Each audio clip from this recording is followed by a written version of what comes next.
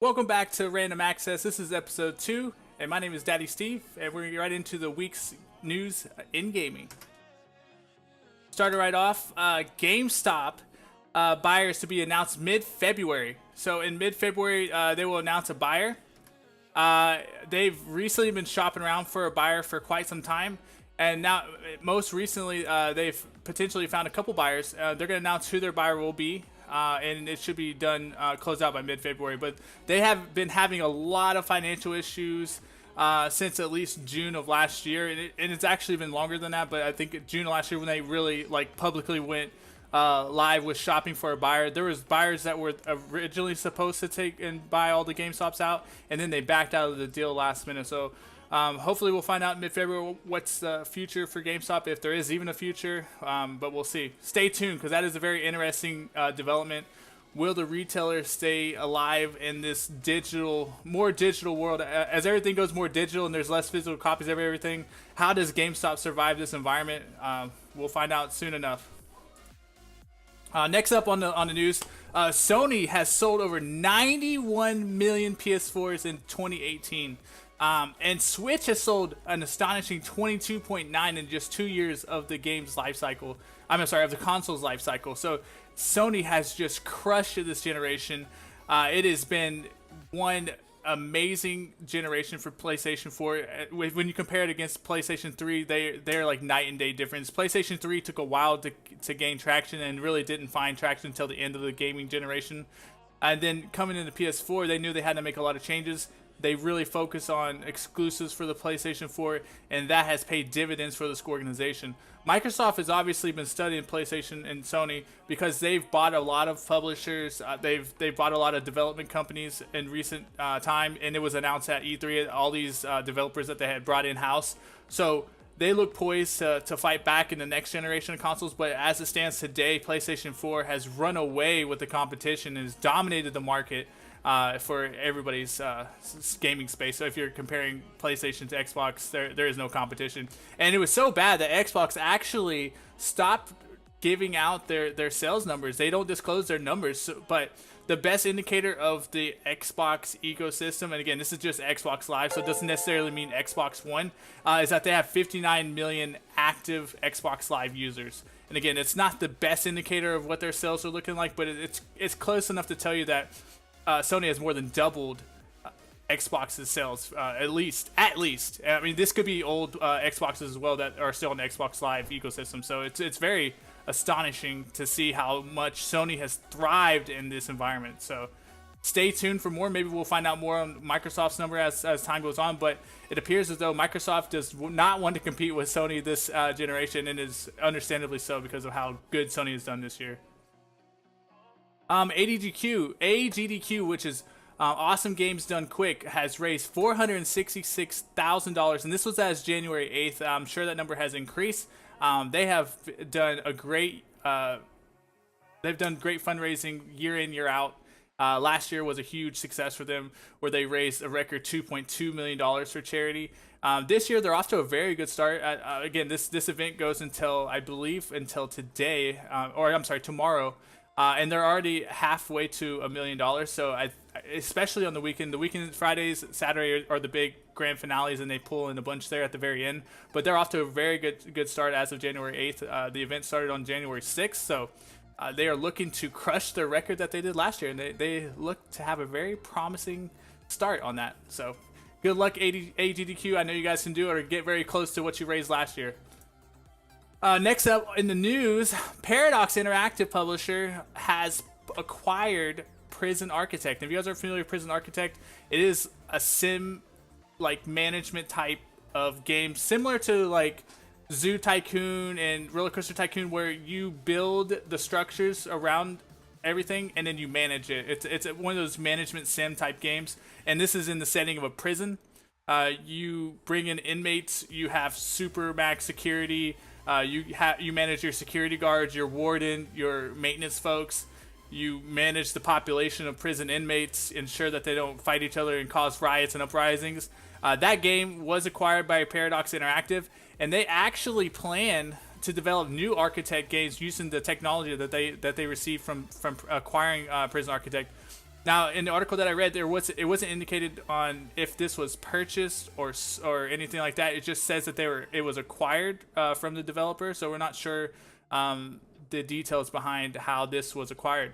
But it is great that we hear that they want to explore other architect type games, because Prison Architect, the core gameplay mechanic in that was very fun. It was a building management game, and if anybody knows me, those games are very exciting to me, and they have a lot of replayability, a lot of different ways you can play, different ways to strategize how you lay out your prison and lay out your land and how you manage your folks. So it's hopefully they bring out some interesting designs for the Architect games. I'm hoping they make something like Game Develop Architect, Zoo Architect, of course, Roller Coaster Architect. Many of those Architect games I would be up for, and I would totally try out. So more on that in the coming years. I'm sure they'll have more announcements later on as they get their footing on the technology and they build out the games and start letting us know what they're going to work on. Facebook has rejected the game Grease. I can never say this word, Grease or Gris. I think it's Grease. Grease's launch ad due to sexually suggestive content. Now, in normal news, that this would be like, okay, well, that makes sense. It was sexually suggestive. That's why it wasn't allowed on the website.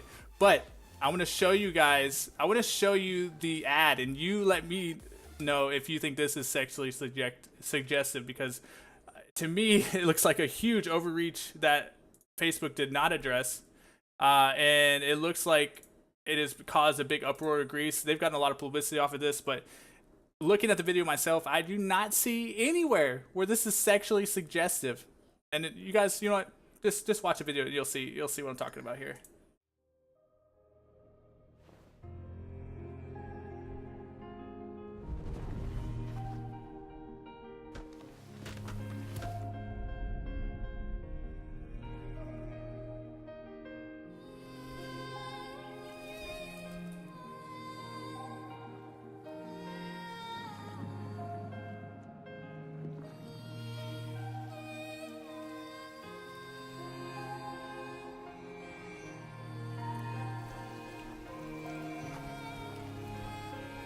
By the way, this video is amazing.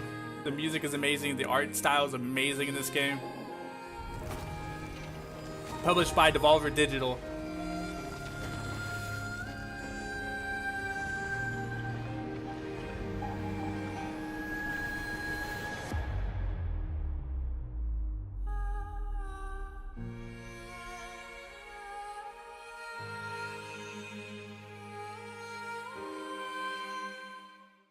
Now, did you see anything sexually suggestive in that video? I want to say probably not, because there wasn't anything sexually suggestive in that video. And so that was a big uproar. It was all over Twitter, all over the social media news, that they had rejected this ad over something like that. I'm sitting there looking at the video. I'm like, where are you guys seeing any sexual anything? Unless you think the black ooze or cloud that envelops the girl is sexually suggestive, then maybe she's having a relationship with the black cloud. I don't know. It blows my mind that would be sexually suggestive. But I didn't see any other piece of that ad that showed any type of sexual content. So Facebook, we're still waiting to hear what you have to say about that, because that's a head scratcher for sure. Blizzard confirms the Overwatch hero Soldier 76 is gay. And this came with a little bit of controversy, because they're using this as a maybe a distraction tactic because of all the bad press they've gotten in recent months over game announcements such as Diablo for mobile gaming. Other issues that they've gotten into, they've had some trouble with their corporate leadership, with their CFO being poached by other organizations. They've had a lot of internal strife recently, and many people believe that Blizzard put this news out there to kind of distract and kind of change the narrative on Blizzard a little bit to appease the masses, if you will. Blizzard did confirm that he was gay. There was some lore that was announced many years ago that Soldier 76 was most likely gay, and then they confirmed it recently that he was gay. So as it stands now, it is completely part of his lore. Soldier 76 is confirmed gay. So What do you guys think? Do you think this was a distraction tactic, or it was just random timing to announce something like this? Soldier 76 was one of the initial heroes in the game. It is kind of odd that they would announce that originally when the character was released, but nonetheless, it is out there now, and the world now knows where Soldier 76 stands from a sexual orientation.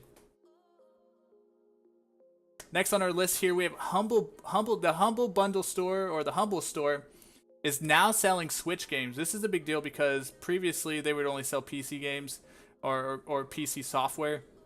This is the first time that that Humble Store has actually jumped into selling Switch games. Now the discounts that you get on the Switch games are no bigger than what you would get on the Nintendo Switch itself when you go onto their shop, the Nintendo eShop.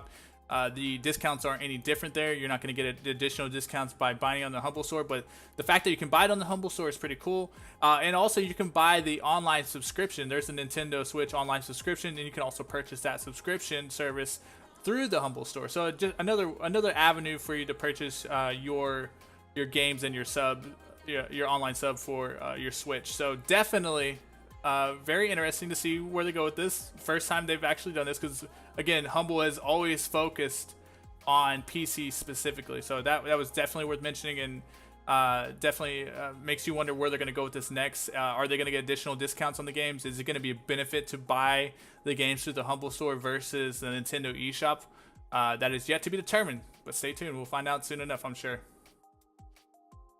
Next up, we have upcoming game releases. Okay, so last week we gave you Mario Luigi Bowser's Inside Story, new Mario Brothers U Deluxe, Tales of Vesperia. That was a definitive edition. That was kind of like a remake of the classic. Onimusha Warlords comes out next Friday. The Walking Dead, the final season, episode 3 comes out next Friday. And then further on Tuesday, the 18th, the following Friday after that, it's Yeek Postmodern RPG. And then we have Ace Combat Skies Unknown. Oh, I do apologize. I'm sorry.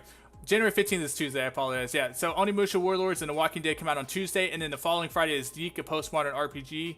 Ace Combat 7 Skies Unknown coming out on January 18th, and then Travis Strikes Again No More Heroes on January 18th as well. So you have 3 game releases on the 18th in addition to the 2 coming out on Tuesday. Onimusha Warlords looks like a very interesting game. I can definitely see that kind of being a little popular when it releases. Onimusha's been a franchise that's been around as long as I remember from video games, going back to, I believe, the PlayStation 1, if I'm not mistaken. Correct me in the comments if I'm inaccurate with that statement, but it definitely has been going on for a while. So that definitely is a franchise that has a lot of history to it. So it looks interesting to see. And then, of course, The Walking Dead, the final season, episode 3, the controversy behind Telltale Games being shut down, with them bringing back staff to finish out the game. This is going to be very interesting to see how much traction that game gets because of all the controversy behind the developer that created it. So look forward to seeing how the reception is for both of those games, and how the quality is for that matter. All right, now that brings us to our game spotlight. Today's game spotlight, and for those of you guys that are new to the channel, we always like to highlight a game that may not get a lot of attention in the mainstream media. It may not get attention from streamers or any other like streaming platform. So we look for games that are more obscure than most, and we put them here in our gaming segment news to give you guys an idea of what type of game we're getting into. So today's game is Boyfriend Dungeon, and let me tell you, this game is very unique. It is oops sorry about that. It is very unique. It's developed and published by Kit Fox Games, available on PC and Mac. The release date is yet to be determined, but some people say it may be released this year. And the game was kickstarted in August of 2018, and they've come a long way in just a short amount of time from the game being officially kickstarted to January 2019. They've come a long way with developing this game, and it is definitely a game that I've been watching. I first found out about this game at TwitchCon 2018. So when I went to TwitchCon, they had this demo on the floor. I was checking it out. It looked amazing. The gameplay back then, this was October. This was like a couple months after the Kickstarter was officially launched. So I mean, this game has a lot of potential. The graphics look pretty good. It has a little retro feel to it. The gameplay loop looks fun. But let's get into what it is actually about. So this game is a hack and slash procedurally generated dungeon crawler slash dating sim. It is literally a dungeon crawler that is a dating sim. It's pretty interesting, and we'll get into the dating sim piece of it more in a moment. But think about that: hack and slash meets dating sim. So what a weird combo, right? That I've never heard of a game having that before, and I think this is a very unique aspect for this game, and it may catch on to mainstream once people get to see what the gameplay is all about and kind of how you go about progressing in this game. So with that being said, you can date up to 7 weapons used in combat. So you're dating not other people, you're dating the weapons that you find within these dungeons. The weapons themselves are people, or the people represent the weapons. So what you're looking here on the screen is, if you can see here, like all these people, they actually are the weapon. They are the human form of what the weapon would be. So for example, the brass knuckles, that represents this kitty, which is Pocket, and you could date the brass knuckles. So you could date a kitty, I guess, if you're into like furry stuff. I guess, I don't know. Interesting, yes, but they also have, like, over to the side, they also have 6 other characters. You can find those weapons and date those characters, and they all have different backgrounds and different stories. They have different pros and cons. There's a number of things that they offer, in addition to just obtaining the weapon and having that additional power.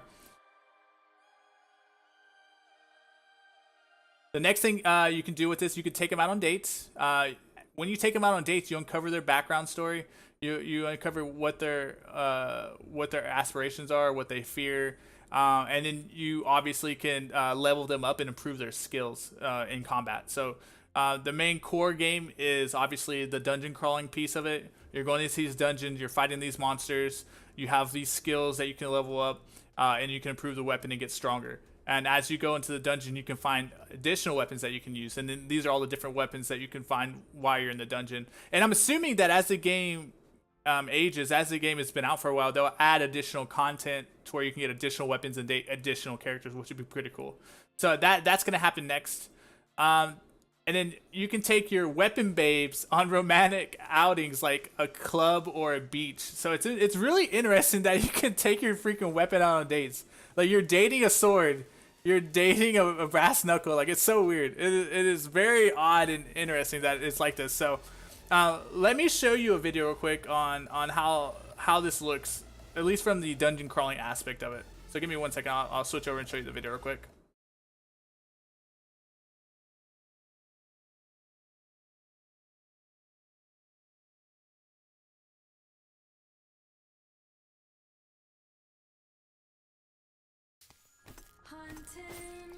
By the way, the music is amazing.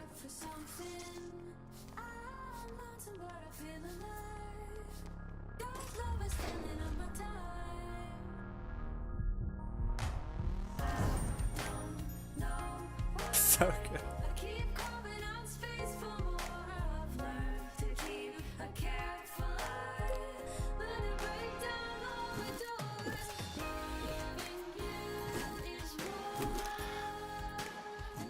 Equip their love.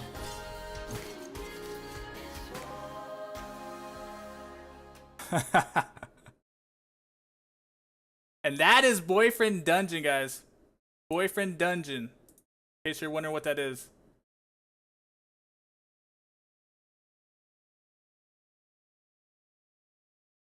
Check it out. It definitely looks like a really good game. I like the gameplay combat in it. I think it does have a lot of potential. It has a unique aspect in the dating sim piece of it. I think that'd be a great game to stream, honestly, because there's gonna be a lot of funny moments in that. I believe, like awkward, funny moments. You're dating a weapon, but it's actually a person, or it's a person that's actually a weapon, and the interactions you have with your own weapon.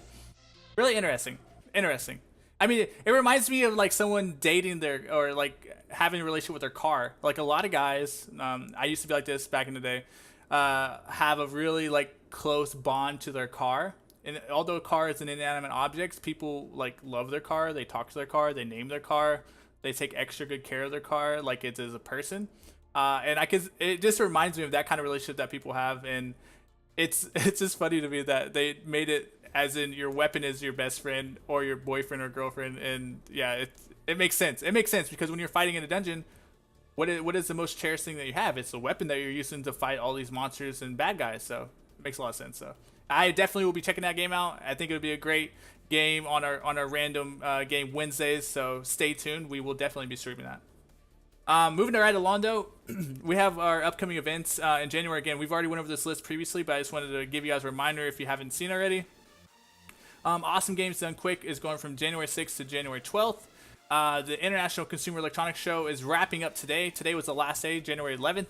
And I do have some updates on the Consumer Electronics Show to provide you guys. PAX South is next Friday, the 18th. That is going down in San Antonio. So that's the next big one on the docket. So if you haven't got a chance to check out a convention and you're in the Texas area, I would suggest definitely going to PAX South. It is one of the least crowded of conventions that you can go to and get a good experience from game releases, game announcements, interacting with game developers. It is definitely on the smaller side compared to PAX East or PAX West or even other conventions like E3. But it definitely is an opportunity for streamers to get intimate one-on-one time with the developers, because in the bigger events they don't have time to meet with everybody and the lines are extremely long, especially if you're PAX East or your PAX West. The lines are just ridiculously long, and most of the day you're spending is just standing in line. And in a PAX South, I have not been to a PAX South, but I'm just assuming the numbers are going to be a lot smaller. It is a smaller event, and you're going to have way more time to get through things and interact with those folks and get hands-on gameplay with new games coming out, indie developers, other things in that regard too, like Discord partner. Discord's going to be there. Other non-gaming partners are going to be there to be able to interact with and get more information out. So it's definitely more beneficial, and I definitely want to check out PAX South in the future, because I think it is a very, very useful platform to get that one-on-one time that you wouldn't necessarily get at bigger events because of maybe you being a smaller streamer or smaller content creator. So keep that in mind. And then moving on, I want to give you an update with the Consumer Electronics Show. Again, I'm not going to read every single thing on this slide here, but I do want to highlight some big things that were announced. Not necessarily gaming news either. So starting off, the biggest thing with the Consumer Electronics Show that I saw was that 8K, micro LED, flexible screens, and 5G were all the talk at the expo. Obviously, TVs rule the day, and that's where your 8K comes in and the micro LED. But also on the phone side, the cellular side, 5G was a big talking point. Although Samsung didn't unveil anything, Huawei, I can never say the name right, they didn't unveil anything. There was a lot of talk around 5G. 5G has been out, but it has not been universally used yet. The technology already exists. It's been in existence for a while, but it is slowly becoming, it's slowly starting to pop up in many countries. And many of the phones that are going to be coming out in the fall and later will be using the 5G technology. And 5G stands for 5th generation, if you're wondering what that means. And it just means faster speeds, faster loading times, less lag, less latency. It'll be a lot quicker for you to access those websites, a lot quicker to access your content from your cellular device. 8K is exactly that. It is double what we are used to with 4K. I'm not even on 4K yet, so I'm super behind the technology curve here. But if you guys are big on keeping up with technology, 8K is the new big thing. 8K TVs are coming out, and that means 8K computer monitors are not too far behind. We just recently got 4K monitors, and that was all the rage, and now it's going to 8K. So be prepared for the 8K wave. This will be coming in the next year, I would assume, or even sooner. And flexible screens was another interesting thing to me. You literally could take your phone and like bend it. There was a technology where you could literally take it and fold it over like a piece of paper, and still use your phone. It looked like a tablet that you could fold over in half and use as a phone. Now, how practical it is, I'm not sure, but the technology itself was pretty cool and pretty novel.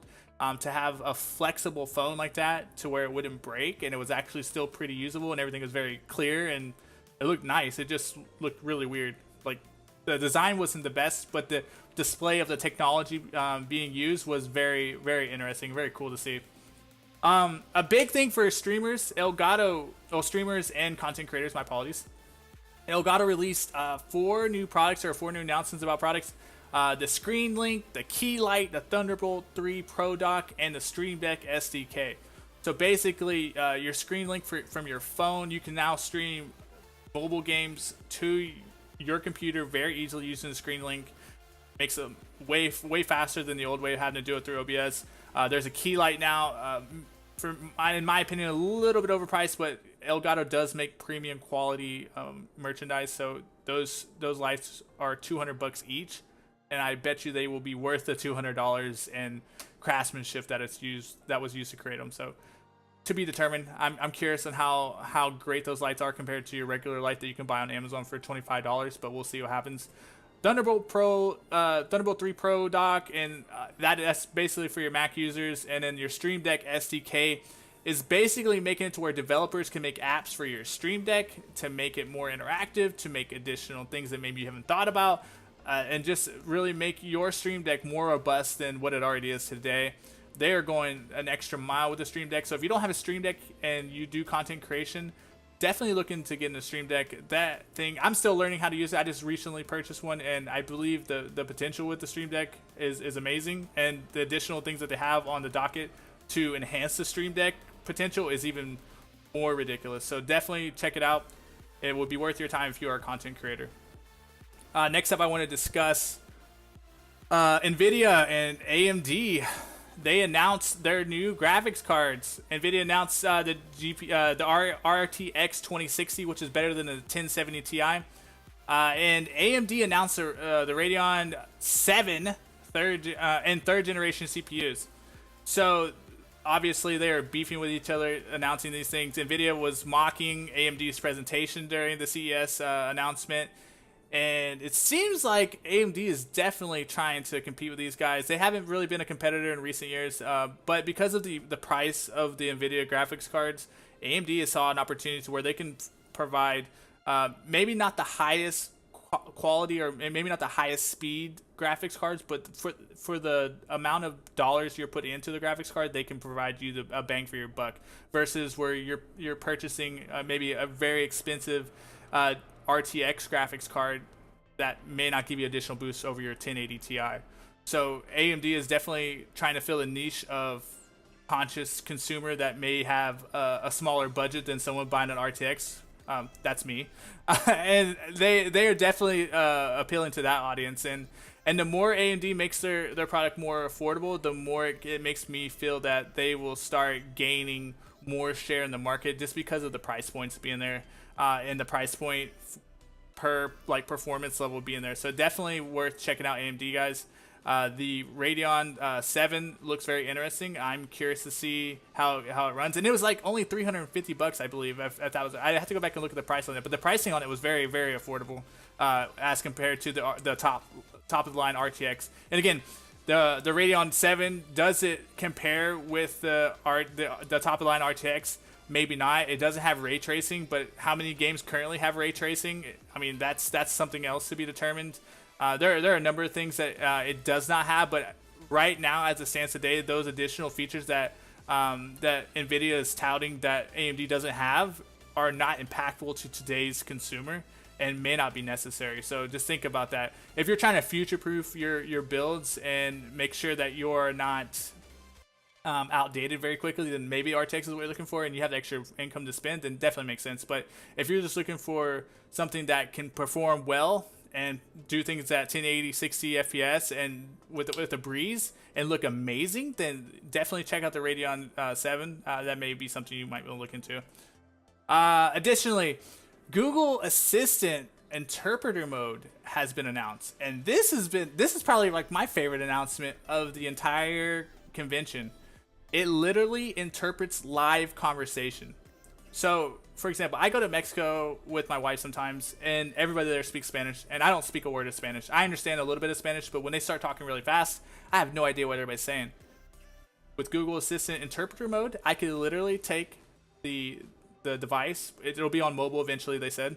I can take this interpreter mode device, plop it down on the table where everybody's sitting and talking, and interpret and have it interpret Spanish to English. So as people are speaking in Spanish, it'll speak back. It'll speak out. It'll say it out loud what they're saying in English to me, and vice versa. Yeah. If I am speaking in English, it is gonna spit out the Spanish translation to the family, so I can communicate with that family and not have any issues. So it is definitely honestly a world changing technology. It could literally break down language barriers across the board if this becomes widespread and it continues to be accurate, fast, and on mobile. Obviously, we don't want to have to purchase an additional device to carry with us, or an inconvenient device that's gonna boggle us down and have to plop it down.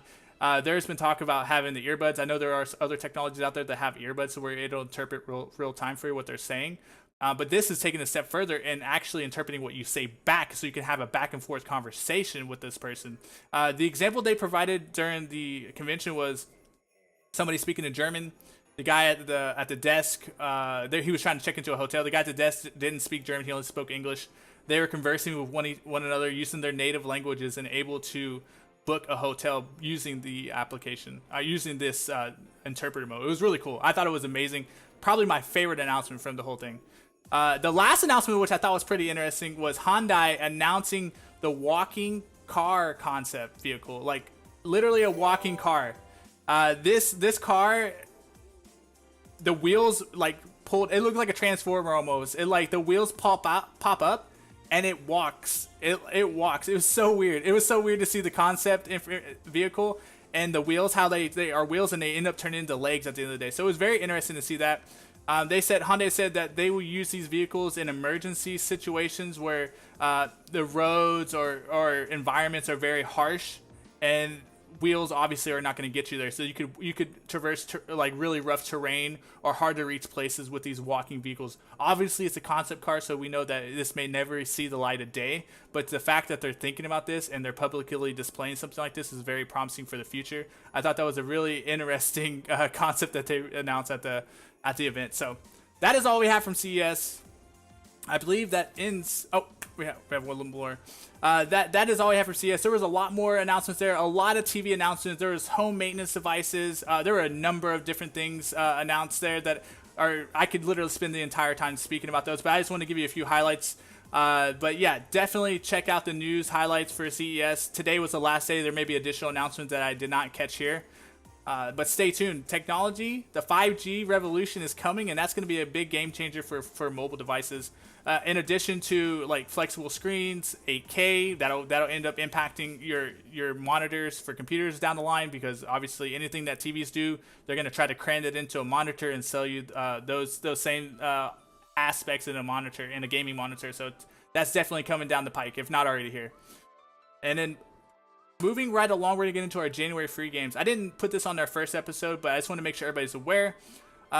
Every month, you get free games from Twitch Prime, PlayStation, and Xbox. So if you're a PlayStation or Xbox Live, or if you're a Twitch Prime subscriber, I guess, you get free games every month. And I just want to remind everybody to make sure they get their free games, because a lot of times people forget that free games are there. I've forgotten many times. I've had the PlayStation Network forever, PSN, and I always forget to go log on and claim my free games, because if you don't claim those free games, they're gone. You can't go back and claim those later. So make sure you go check it out. The list of games are here. For Twitch Prime, you get the Hyper Light Drifter, Bomber Crew, Republic, and Orwell for January. For PlayStation 4, you get Steep, Portal Knights, Zone of the Enders HD Collection, and Amplitude. And lastly, Xbox One, you get Celeste, which is a very good game. That's recent release. WRC 6, Lara Croft, Guardian of the Light, and Far Cry 2, which is a super old game. But yeah, definitely check out those games. You're not paying for those subscriptions for nothing. You got to take advantage of all the benefits that they provide, and we'll continually provide updates on free games each and every month, so you guys know what you're getting or what you don't want to get or what you don't really care about. So check them out. And that concludes our show for today. Thank you guys so much for stopping by. I do appreciate every one of you guys for supporting Random Access. I promise I'll continue to get better at this and be more concise. We have a lot of things in store for the future, including interviews and additional content to add to this news segment. Thank you so much, guys, and I'll talk to you soon. Peace.